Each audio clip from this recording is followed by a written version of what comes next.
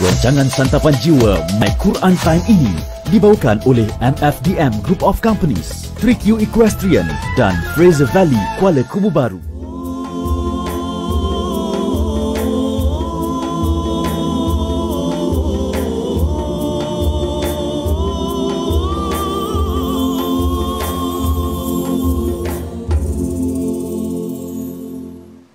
أعوذ بالله من الشيطان الرجيم بسم الله الرحمن الرحيم الحمد لله رب العالمين الرحمن الرحيم مالك يوم الدين إياك نعبد وإياك نستعين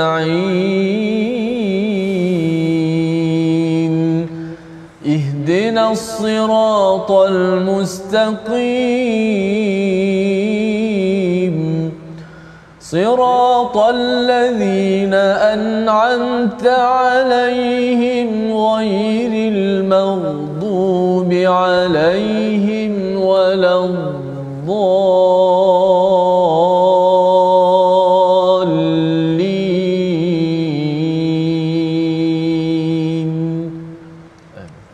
Assalamualaikum warahmatullahi wabarakatuh. Alhamdulillah wassalatu wassalamu ala Rasulillah wa ala alihi wa man wala syada la ilaha illallah syadana Muhammadan abduhu wa rasuluhu. Allahumma salli ala sayidina Muhammad wa ala alihi wa sahbihi ajma'in. Amma ba'du. Apa khabar tuan-tuan dan puan yang dirahmati Allah sekalian? Kita bertemu dalam My Quran Time baca faham amal pada hari ini untuk kita meneruskan halaman seterusnya daripada juz yang ke-30, dan hari ini kita berada pada surah yang ke-85, surah Al-Buruj, satu surah yang amat indah, penuh dengan panduan-panduan hidayah, memberi semangat kepada para sahabat, memberi semangat kepada kita.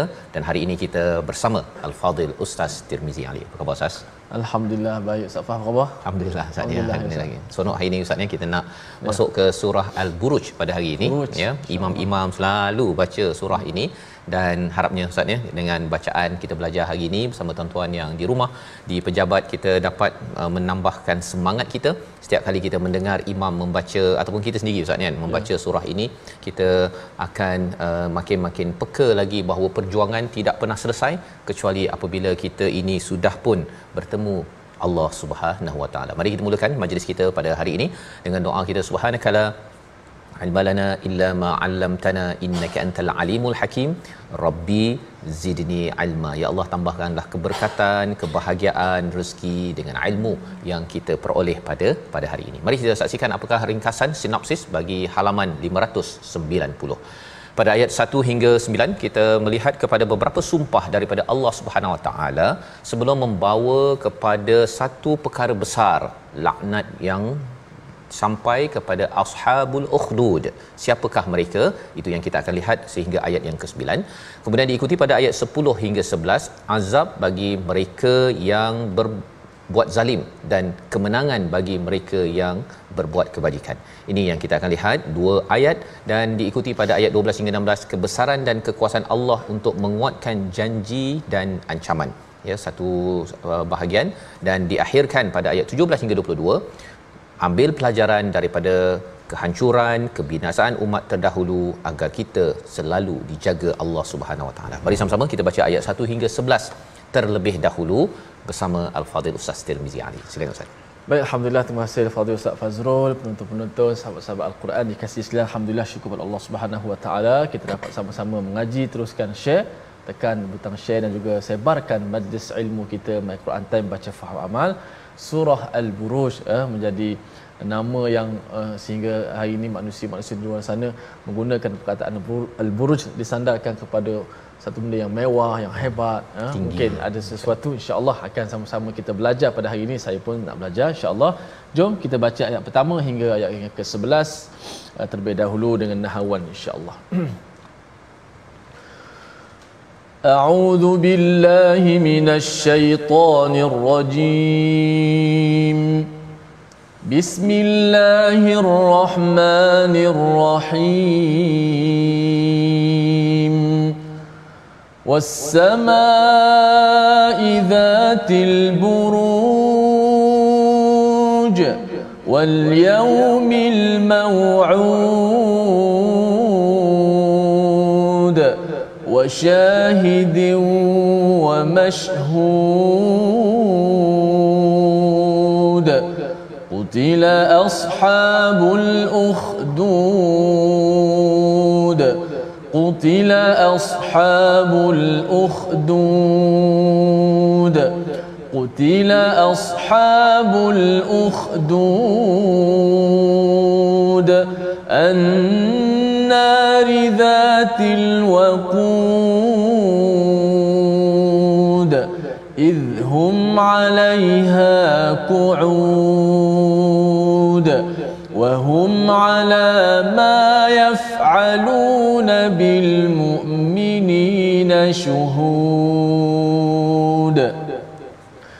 وما نقموا منهم إلا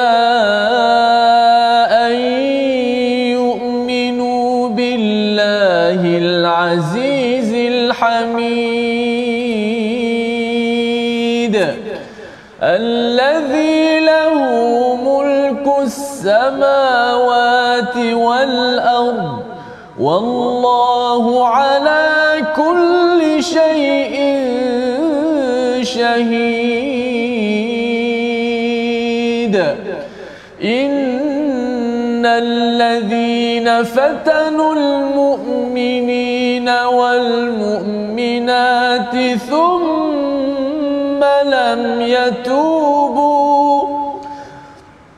ثم لم يتوبوا فلهم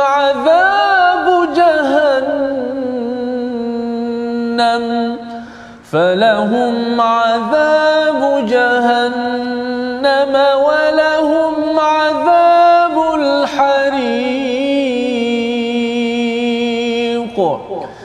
إن الذين آمنوا وعملوا الصالحات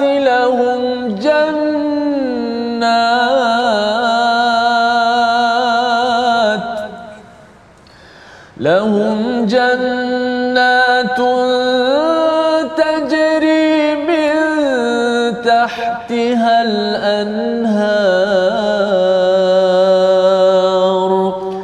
لهم جنات تجري من تحتها الأنهار ذلك الفوز الكبير.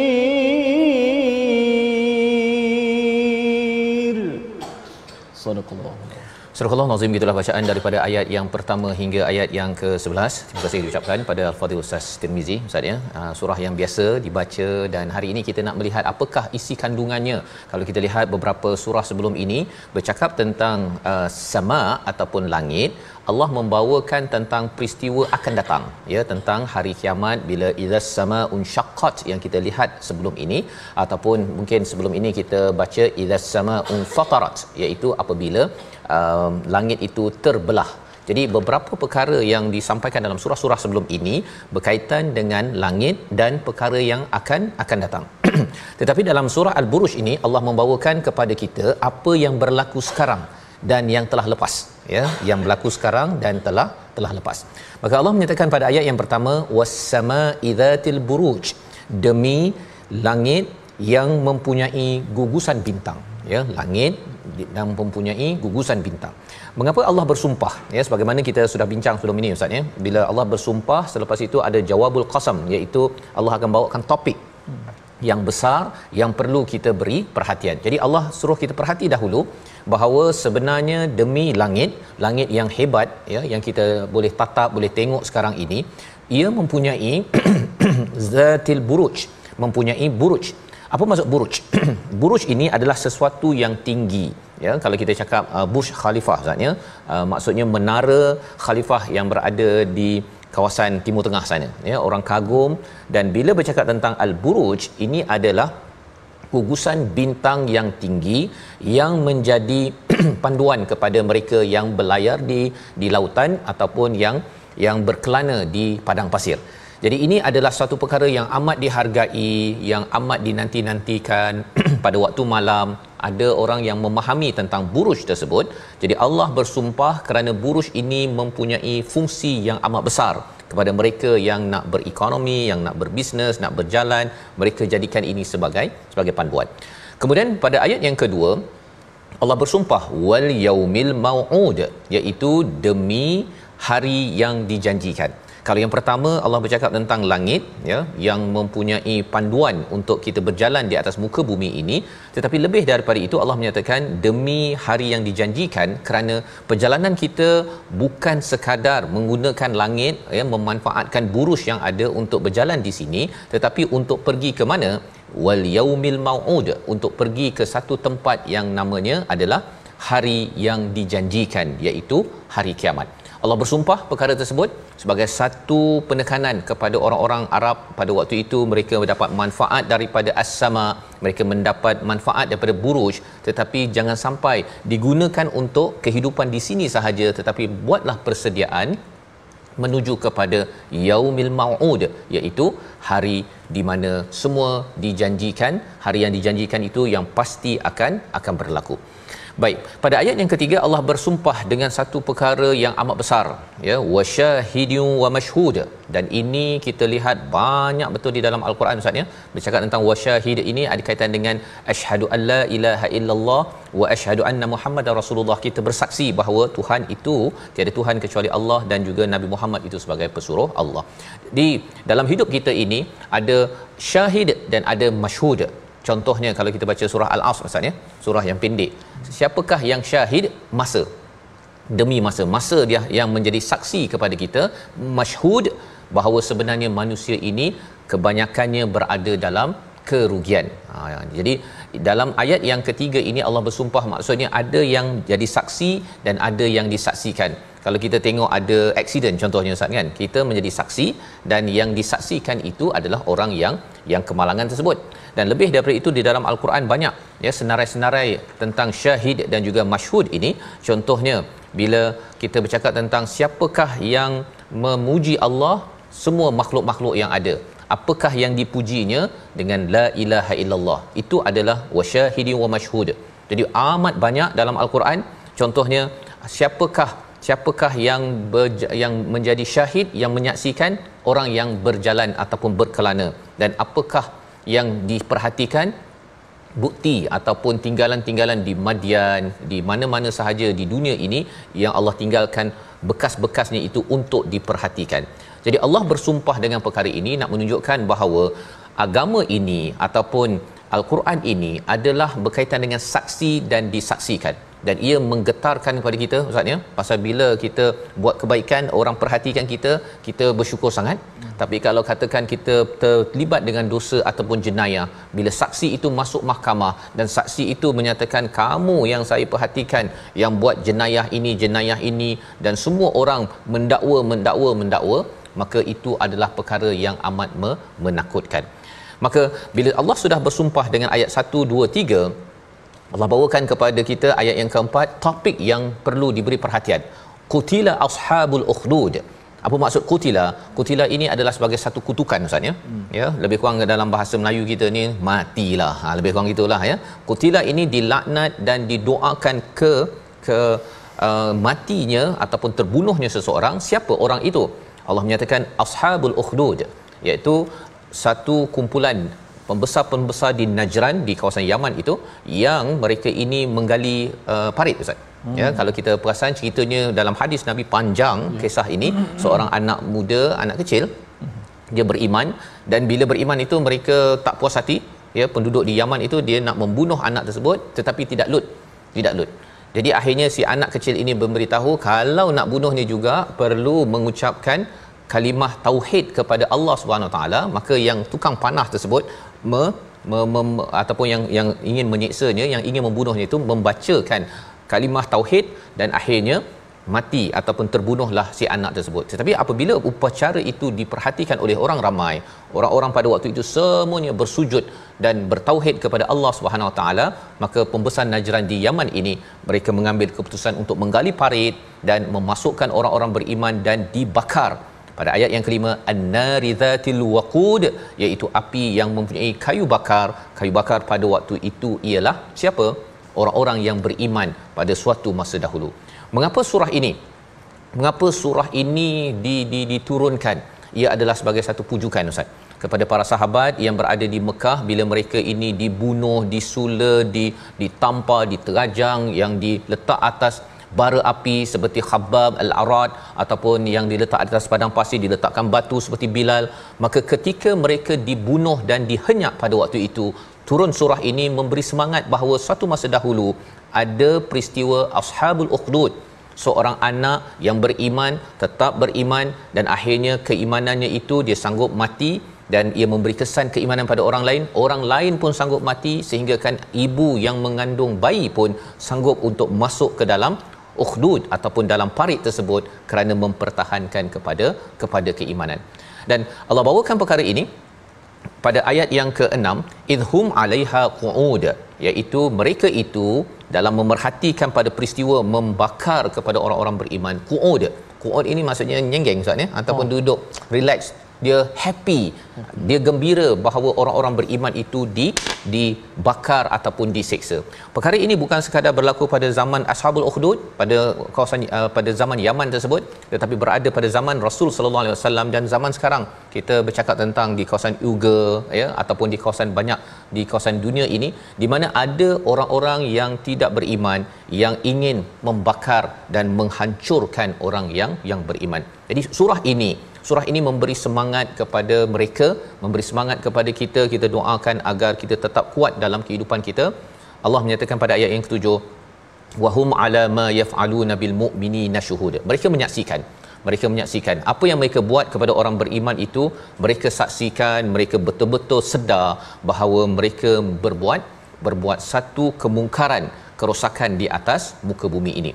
Ayat yang ke-8 dan ke-9 adalah satu ayat yang memberi inspirasi, panduan kepada kita bagaimana melihat kepada realiti ini, ya, realiti pada zaman Nabi dan juga realiti pada zaman ini jika ada orang-orang beriman yang dikutuk, dihenyak ataupun sampai dibunuh. Kita baca sekali lagi ayat yang ke-8 dan 9 bersama Al-Fadhil Ustaz Tirmizi. Silakan. Baik, masya-Allah, tabarakallah. Bukan sahaja menggunakan Al-Buruj sebagai satu nama dan lambang, tapi isi surah Al-Buruj begitu menginsafkan kita, menyebabkan kita sentiasa untuk bermuhasabah. Mudah-mudahan disebut an-nari dzatil waqud, yang berapi, yang mempunyai kayu bakar ketika mereka duduk di sekitarnya. Mudah-mudahan kita Allah Subhanahu Wa Taala berikan keselamatan, insya-Allah. Ayat ke-8 dan ke-9, Safas, ya.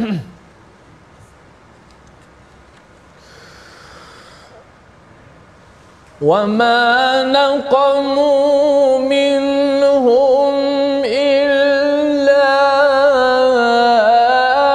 أَنْ يُؤْمِنُوا بِاللَّهِ الْعَزِيزِ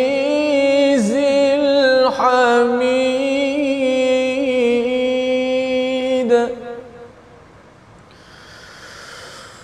وَمَا نَقَمُوا منهم إلا أن يؤمنوا بالله العزيز الحميد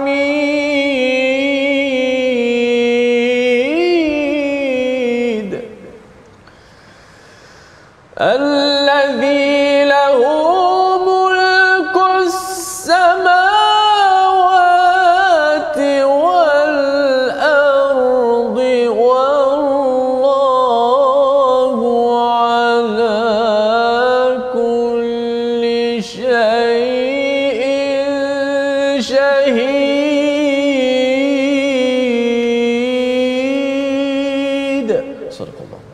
Surah Al-Azim ayat yang ke-8, dan mereka menyeksa orang-orang mukmin itu hanya kerana mereka beriman kepada Allah yang Maha Perkasa, yang Maha Terpuji.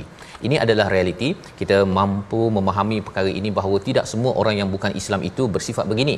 Tetapi ada sekumpulan yang mereka ini naqamu. Mereka ini suka membalas dendam, suka menyeksa kepada orang yang sedang beriman kepada Allah Al-Azizil Hamid. Mengapa ada yu'minu billah, ada sambungan Al-Azizil Hamid? Kita perhatikan di sini sebenarnya beriman pada Allah ini bukan sekadar kita beriman, tetapi kita mengakui Allah ini adalah Al-Aziz yang mempunyai kuasa sehingga perlu menjadi rujukan, perlembagaan, peraturan semuanya daripada yang berkuasa Al-Aziz itu sendiri. Dan ini ciri orang beriman yang menyebabkan orang-orang yang menyeksa ini mereka tak puas hati, Ustaz. Mereka tak puas hati disebabkan apa? Disebabkan oleh mereka ditegur oleh orang-orang beriman pasal apa? Oh, kamu ni rasuah, kamu ni menipu, kamu ni memakan harta orang lain. Disebabkan orang beriman ini meletakkan Allah sebagai Al-Aziz, sebagai sumber kuasa, maka ini menyebabkan mereka tak puas hati. Mereka tak puas hati pasal nampak mereka ni beriman, dia akan tegur saya. Orang-orang begini tak kisah kalau orang beriman, ya, orang Islam, dia sembahyang seorang-seorang, tak kacau orang lain ataupun tak tegur orang nak rasuah ke, nak bunuh orang ke, nak curi apa sebagainya, dia tak kacau, dia okey. Tetapi bila seseorang itu mengambil Allah ini Al-Aziz, dia tak puas hati. Dia merasakan bahawa orang ini sedang mencabar dia, yang pertama, dan yang keduanya, Allah ini adalah Al-Hamid. Mereka selama ini harapkan merekalah yang diangkat, yang dipuji, tetapi rupa-rupanya orang beriman ni tak nak puji pun, tak nak kipas-kipas kepada orang ini. Mereka ingin hanya memuji kepada siapa? Allah Subhanahu Wa Taala. Jadi dengan hal ini, dengan keimanan begini, mereka merasakan bahawa mereka tidak dapat kuasa, mereka tidak mendapat apa yang mereka inginkan, maka akhirnya mereka menyeksa, naqamu, ya, menyeksa kepada orang-orang yang beriman. Dan lebih daripada itu, mengapa kita puji kepada Allah Subhanahu Wa Taala? Ada jawapan pada ayat yang ke-9 yang kita akan lihat selepas rehat nanti.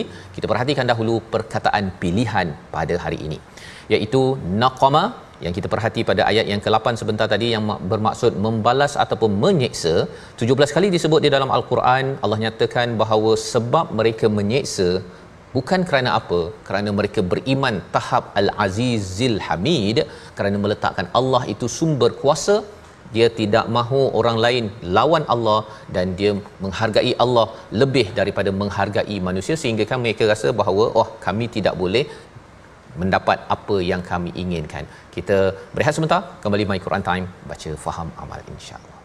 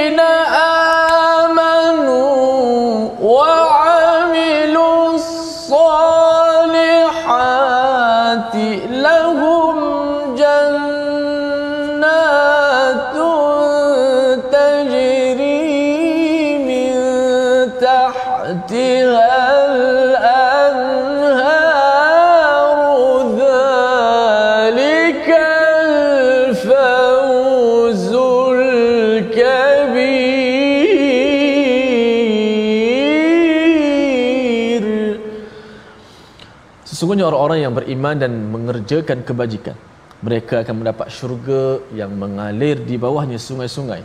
Itulah kemenangan yang agung. Zalikal fawzul kabir. Itulah kemenangan yang agung. Banyak sekali isyarat Al-Quran, Ustaz Faz, yang menyebut orang-orang yang masuk syurga nanti. Itulah sebenarnya kemenangan yang hakiki. Faqad faz dalam surah Al-Hajj, faizun, dan ini fawzul kabir, kemenangan yang sebenar, kejayaan yang hakiki bila dapat melangkah masuk ke syurga. Alhamdulillah sahabat-sahabat sekalian. Sebelum kita kepada bahagian yang kedua, terima kasih pada sahabat-sahabat terus setia dalam My Quran Time. Kita dah masuk juzuk 30. Sahabat-sahabat, kita nak ngaji tajwid sikit sebelum kita nak meneruskan kepada bahagian yang kedua. Kita lihat slide kita. Yang mana pada ayat innahu huwa yubdi'u wa yu'id wa huwal ghafurul wadud dzul 'arsyil majid fa'alul lima yurid. Pertama sekali kita tengok hebat Allah Subhanahu wa taala. Kembalikan kepada Allah. Ya Allah Taala boleh menyusun Al-Quran kalamullah begitu hebat. Semuanya mati dengan qalqalah dal belaka kat situ. Pada ayat yang contoh kita letak ayat 13 hingga ke 16 itu innahu huwa yubdi'u wa yu'id, ada qalqalah dal mati. Qalqalah sini semuanya yang di hujung-hujung ketika wakaf kita panggil qalqalah apa?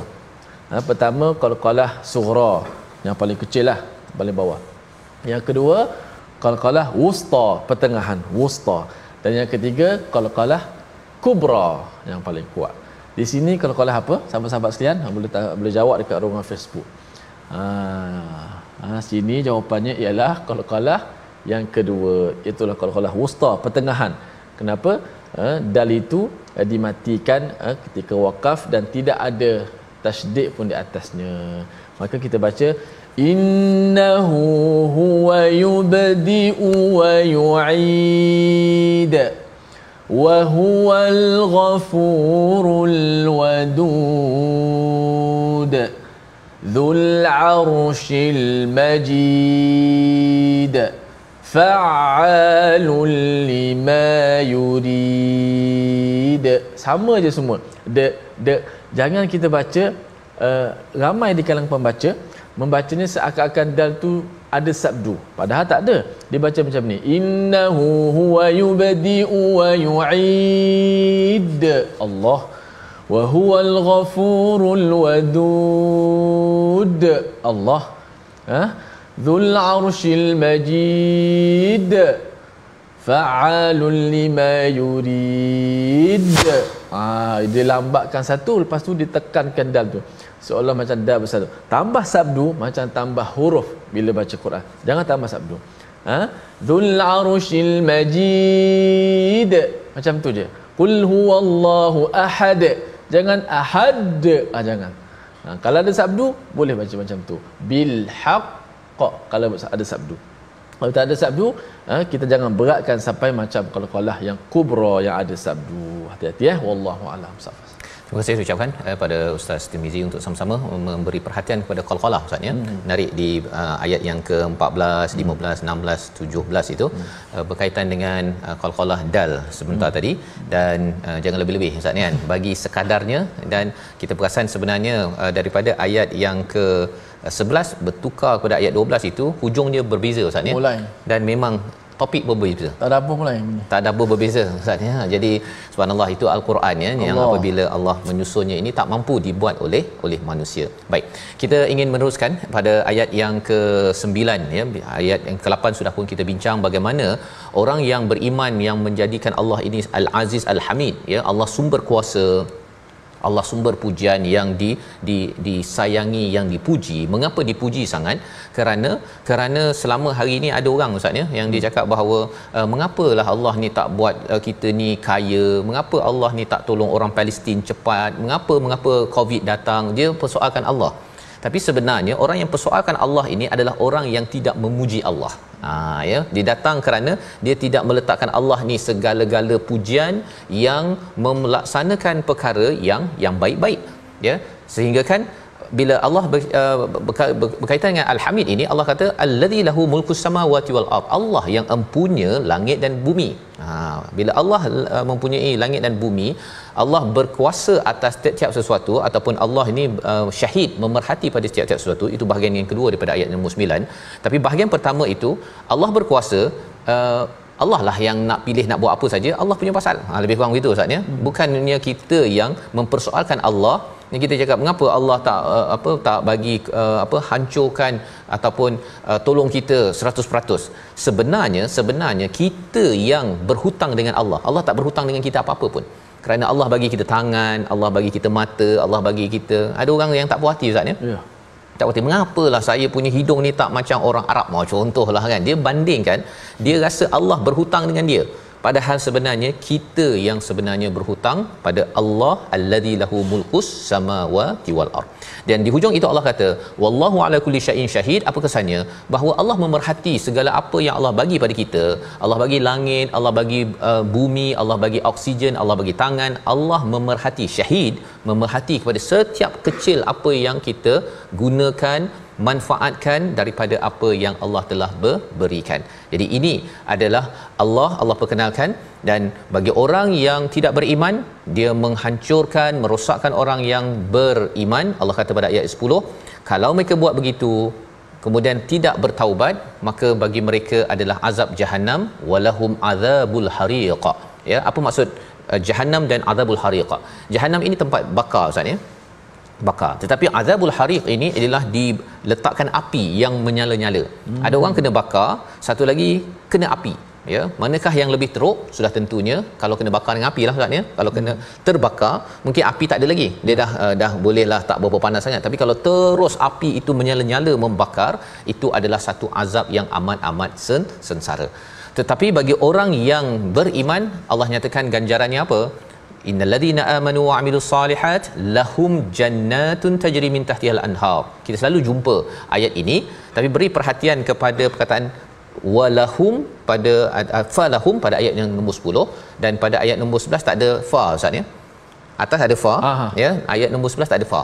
Ada maksud tak? Ada maksud. Okay. Ya, maksudnya apa? Maksudnya kalau orang yang buat jahat ini, yang menyeksa orang beriman, maka kesannya itu mereka akan diberi azab Jahannam walahum azabul hariq. Buat jahat, kesannya Jahannam, azabul hariq. Tetapi bagi orang yang berbuat iman dan beramal soleh ini, dia bukan fa. Fa itu adalah kesan daripada iman dan amal soleh, maka mereka dapat jannah. Oh, bukan. Bagi mereka ini lahum, bukan falahum. Fa itu maksudnya pasal buat ini dapat ini. Itu kalau orang yang buat jahat. Tapi orang buat baik kerana beriman beramal soleh, not necessary. Bahasa Inggeris, Ustaz ya. Bukan semestinya pasal beriman beramal soleh, baca Quran, solat kamu dapat jannat, tetapi itu adalah anugerah Allah, rahmat daripada Allah. Jadi fa dekat situ membawa maksud yang besar, Ustaz ya, sehingga kan ia menyebabkan kita, okey, saya baca Quran, saya solat, saya beriman beramal soleh, ya Allah tolong beri kami rahmat untuk kami mendapat jannatun tajri min tahtihal anhar. Kerana mata sahaja yang Allah beri, salah satu daripada kuasa Allah, nak banding dengan amal kita, Ustaz ya, tidak terkira ya. Mungkin kita tak cukup pun baca Quran, kalau nak bayar mata ni kena khatam Quran mungkin setiap jam sekali kot. Ya. Jadi di sini Allah beritahu dzalikal fauzul kabir, di hujung itu ini adalah kejayaan yang besar. Dalam Quran ada fauzul azim, fauzul kabir, fauzul mubin. Jadi bila menggunakan fauzul kabir ini, pasal Allah dah beritahu tentang satu ganjaran yang besar ya. Kalau fauzul azim yang paling besar, biasanya ayat itu akan cerita pasal syurga ni banyak sangat, Ustaz. Banyak nikmat fauzul azim. Yang ini pertengahan, tapi kalau pendek saja cakap pasal syurga, fauzul mubin. Dan lebih daripada itu, fauzul kabir ini maksudnya apa? Kerana orang-orang beriman dipandang kecil oleh orang-orang yang tidak beriman. Mereka menyeksa, masukkan dalam parit, dibakar, dihenyak, dibunuh, dipandang kecil. Rupa-rupanya kerana kamu dipandang kecil, tetapi Allah memandang besar, Allah berikan fauzul kabir. Berubah muzik, berubah topik, ayat 12 hingga 22. Apakah isinya? Kita baca dahulu bersama Al-Fadhil Ustaz Tirmizi. Sila Ustaz. Baik, alhamdulillah sahabat-sahabat, begitulah adanya Allah Subhanahu Wa Taala, disebabkan perbuatan kita, maka Allah Subhanahu Wa Taala berikan bagi orang yang beramal soleh, dengan rahmatnya kita dapat masuk syurga, insya-Allah, mudah-mudahan. Amin. Kita nak sambung pada ayat yang ke-12 hingga 22. A'udzu billahi minasy syaithanir rajim. Bismillahirrahmanirrahim. Inna batsha rabbika lasyadid. Innahu huwa yubdi'u wa yu'id. Wa huwal ghafurul wadud. Dzul 'arsyil majid. Fa'alul lima yurid. هل أتاك حديث الجنود فرعون وثمود بل الذين كفروا في تكذيب والله من ورائهم محيط بل هو قرآن مجيد بل هو قرآن مجيد في لوح محفوظ. Surah Al-Nazim, itulah bacaan ayat 12 hingga 22 mengubah kepada apakah topik yang sedang dibawakan ya. Pada ayat yang 11 tadi Ustaz ya bercakap tentang orang beriman, beramal soleh, mereka ini dapat syurga, di bawahnya itu ada air yang mengalir, sungai-sungai ya, bukan satu sungai, bukan satu syurga, tapi banyak kebun syurga, banyak syurga dan banyak sungai, dan airnya bukannya bertakung yang mungkin berbau busuk ya, tetapi tajri ya, berjalan, bergenang. Baik. Dan bila bercakap tentang perkara ini, sudah tentunya itu adalah satu ganjaran yang amat indah. Kalau di dunia Ustaz ya, orang pergi hotel, kalau dia dapat tengok apa istilahnya sea view ya, nampak laut, biasanya bayarannya mahal. Betul. Ya. Jadi bila Allah memberikan kebun, tempat penginapan yang ada nampak tajri min tahtihal anhar, air terjun, sungai, ini adalah yang paling mahal, kejayaan yang besar. Tetapi itu di akhirat.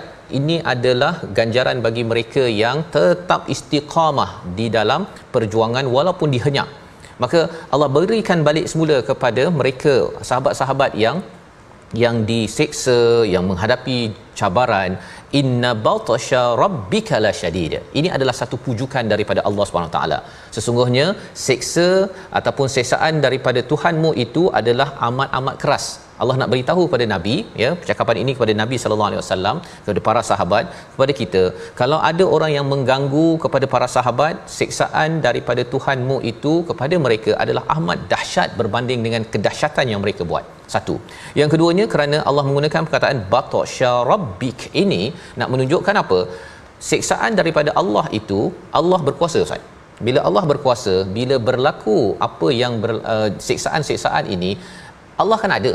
Allah kan ada. Allah tidak akan duduk diam, tidak akan biarkan begitu sahaja. Allah akan settle dengan orang-orang yang mengganggu kepada orang-orang yang beriman. Ini semangat yang sampai kepada para sahabat bila membaca ayat 12, innahu huwa yubdi'u wa yu'id. Kan mudah bagi Allah itu yang memulakan penciptaan dan nak mengembalikan mereka ke akhirat nanti, nak bakar ataupun nak seksa dengan syadid, itu adalah mudah bagi Allah Subhanahu Wa Taala. Bagi mereka yang diseksa, menghadapi ujian, Allah memberikan pujukan dan memberi tawaran, wa huwal ghafur.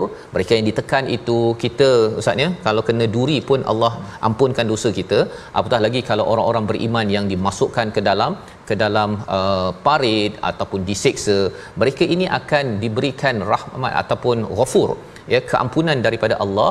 Ini memberikan kepada mereka ketabahan, kekuatan untuk terus berjuang. Kepada kita semua, walaupun ada cabaran untuk melaksanakan tugas sebagai ayah, ibu, pemimpin, terus berjuang kerana kita tahu bahawa Allah sedang menawarkan ghafur, keampunan kepada kita.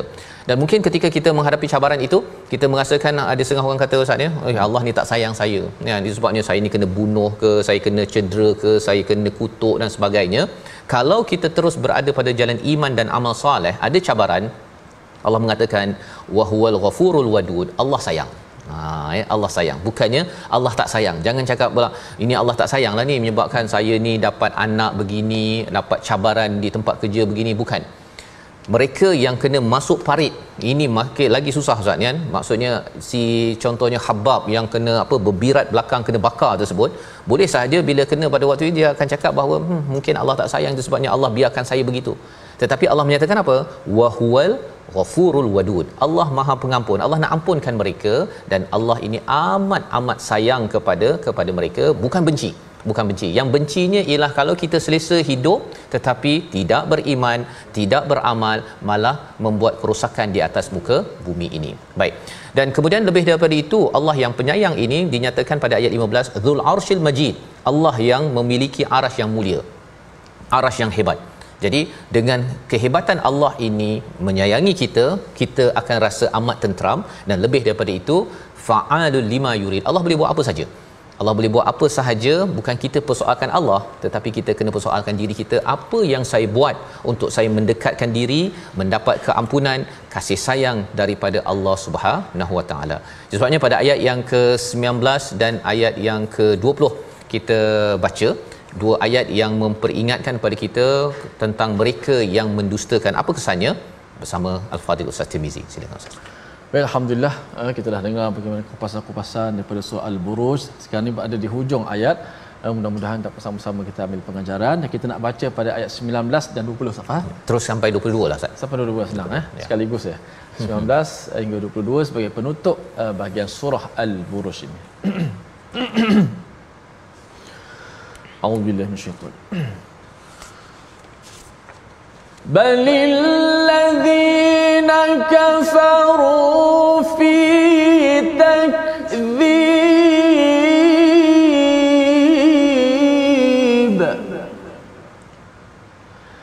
balil ladzina kafaru fi takdzib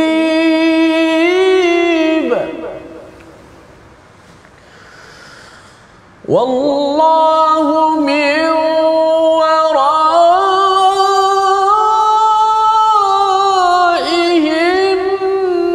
muhitun bal huwa qur'anun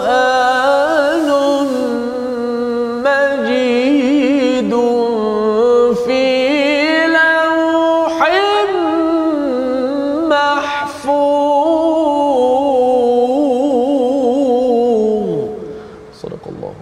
Surah Al-Nazim ayat yang ke-19, memang orang-orang kafir itu yang selalu mendustakan ketika Nabi menyampaikan kebenaran Al-Quran itu sendiri. Bukan masalah mesej yang ada pada Nabi, tetapi kerana orang kafir itu yang bersifat takdzib, yang selalu mendustakan. Jadi jangan rasa bersalah, jangan rasa pula saya ni sampaikan Quran, saya bawakan kepada kebenaran, orang tak nak ikut, ini mungkin saya punya kelemahan kot. Memang kita ada kelemahan, tetapi mesejnya itu ya tetap daripada Allah yang esa, daripada Allah yang menurunkan Al-Quran. Bukan masalah mesej, tetapi kerana ada sifat yang ada pada orang-orang yang mendustakan. Jadi teruskan menyampaikan, dan Allah menyatakan wallahu min waraihim muhit, iaitu Allah ini mengepung daripada belakang mereka sehingga mereka tidak dapat melepaskan diri. Rasa-rasanya bahawa mereka ini nak berbuat apa sahaja, sebenarnya Allah amat mengetahui. Allah mengetahui segala-galanya, dan yang penting ialah bagi Nabi, bagi para sahabat, bagi kita semua adalah menghargai dan meletakkan Al-Quran. Bal huwa Qur'anum Majid. Kalau kita perasan, Majid ini ada kaitan dengan Dzul Arsyil Majid pada ayat 15. Makin kita bersama dengan Al-Quran, makin kita mendapat keampunan. Makin bersama Al-Quran, makin kita disayangi Allah. Makin kita bersama Al-Quran Al-Majid, kita akan mendekati kepada Dzul Arsyil Majid, Tuhan yang memiliki arasy yang mulia, sehingga kan kita akan dipimpin. Kita ada banyak kelemahan, tetapi Allah akan pimpin fi lauhim mahfuz, iaitu Quran ini berada tersimpan dalam Lauh Mahfuz, sesuatu papan ataupun tempat tulis yang terjaga. Maka bila kita tahu ia mahfuz, bila kita jaga Al-Quran, Allah akan jaga kita sebagaimana langit dijaga oleh buruj bagi mengelakkan syaitan mengganggu. Makin kita baca Al-Quran mahfuz, kita akan terjaga daripada gangguan syaitan dalam kehidupan kita. Membawa pada resolusi pada hari ini, kita saksikan, iaitu yang pertama, tetap teguh dan sabar dalam menghadapi ujian dan derita pada setiap masa. Inspirasi daripada peristiwa Ashabul Ukhdud. Yang kedua, jauhi berbuat dosa dan sesali perbuatan dosa dengan segera bertaubat agar kita tidak diberi azab Jahannam dan juga api yang membakar. Yang ketiga, menasihati orang lain dan tinggalkan perkara yang boleh mendatangkan kemurkaan Allah, agar kita selalu jadi orang-orang yang tidak terlibat dengan azab Allah Subhanahu Wa Taala. Kita berdoa. Bismillahirrahmanirrahim. Alhamdulillah wassalatu wassalamu ala Rasulillah wa ala alihi wasahbihi ajma'in. Ya Allah ya Tuhan kami, kurniakanlah kepada kami kesabaran yang jitu, jiwa yang kekal dalam menghadapi kehidupan dan perjuangan ini ya Allah. Ya Allah, ampunkanlah segala kesalahan-kesalahan kami ya Allah. Terimalah akan taubat kami ya Allah. Ya Allah, bila kekuatan kepada kami untuk kami menegakkan kema'rufan ya Allah, menentang kemungkaran ya Allah. Ya Allah, bila kekuatan kepada jiwa kami ya Allah, besarkanlah jiwa kami ya Allah, kentalkanlah kesabaran kami ya Allah. Rabbana afrigh alaina sabra wa tawaffana muslimin. Rabbana atina fid dunya hasanah wa fil akhirati hasanah wa qina adzabannar. Walhamdulillahi rabbil alamin. Amin ya rabbal alamin. Moga-moga Allah mengabulkan doa kita pada hari ini untuk sama-sama kita meneruskan ya kebaikan, dan tuan-tuan dijemput untuk bersama dalam tabung gerakan Al-Quran pada akhir-akhir My Quran Time ini, agar kita dapat bersama teruskan legasi Quran, meneruskan legasi Nabi Muhammad sallallahu alaihi wasallam, dan harapnya Allah menerima amal kita semua. Kita bertemu lagi dalam My Quran Time, baca faham amal insya-Allah.